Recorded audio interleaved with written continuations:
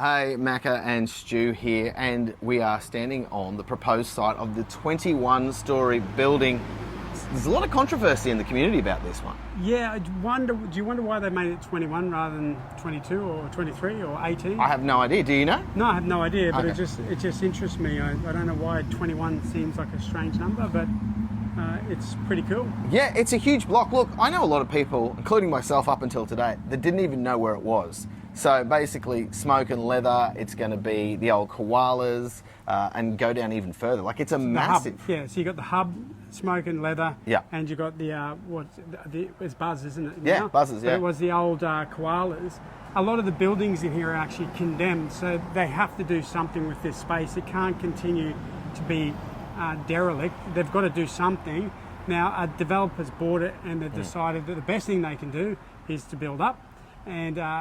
And what a lot of people don't realise is that there's not much money you can make in building an 8-storey property. Yeah. Because the foundations and the cost to build up, you start making your money when you get past that 8, 9, 10 stories. So regardless of whether you agree with 21 stories, if you were investing in this, you wouldn't do an 8-storey, or it becomes, you don't make as much money. So that's probably why they're looking at such a large sort of property. So from what I've been told, the last big building they did was the Oaks, and the Oaks has been there for quite some time now. Yeah. Obviously there's opposition, people have got reasons for it. I'm not going to tell you how I feel either way, because I don't really know how I feel. I'm still discovering and learning, and I think a lot of the community are doing the same thing, going, okay, what will we do for infrastructure if this comes in? How's this going to affect tourism? Is it going to be a great thing for tourism? Because, I've heard from people in the tourist industry that this will allow us to have more regular flights if we've got places to store people. Because it really is about storage of humans, right, when they come on holidays. Because there's a lot of permanent lettings, but not so much accommodation. So a lot of the accommodation at the moment is Airbnb. But is that bringing in the same money to the community as would be a building like this? So I think every side has to be looked at. Yes, certainly, and I think anyone who has a concern about this has a right to feel concerned. Of course. And I guess from our perspective, why we're talking about it is from a who gives a vote. Yep.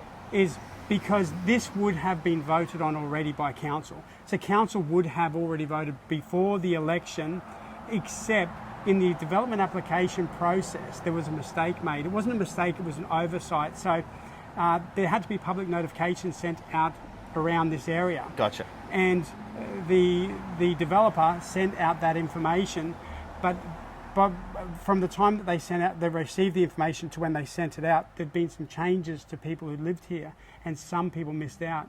So in order to meet the letter of the law, they've had to restart it again, send it out to public notification, which now means rather than being a vote before the election and then it not really be an election issue, it might be a voting issue, but it's not going to be an election issue because it's decided. Now, any new councillor that's coming on in March 2024, one of the first things they'll have to do in council is to decide on whether or not there's a 21-storey development here in Hervey Bay, in Torquay, at the old Smoke and Leather, Buzz and the Hub. So it's a pretty big issue. Yeah, definitely a big issue. And what are your thoughts on it as well? If you'd like to talk to us about it, you can contact us, put your comments below as well. Yeah, and what I would say is that we've talked to people that are both for and against Sure. it. I can understand where both sides sit. Definitely. I can understand why some people don't want high-rise, and I can understand why other people believe in it. There's some people who are advocates for building up rather than building out because you want to protect your green spaces, and that makes sense. But there's also other people who say that if you have 21 stories, then all those people, that's a burden on the current infrastructure. So there's all these different arguments. There's environmental issues. A lot of shadow talk. A lot of shadow talk, isn't there? I mean, imagine living behind here on the morning of a big shadow. Yeah. Yeah. So I mean, there's a lot of different angles, but this is why it is important to know who to vote for. Yeah. And what voting is all about, because these people are going to decide. So make sure you're joining the conversation. Contact us if you want to talk any more about it for who gives a vote.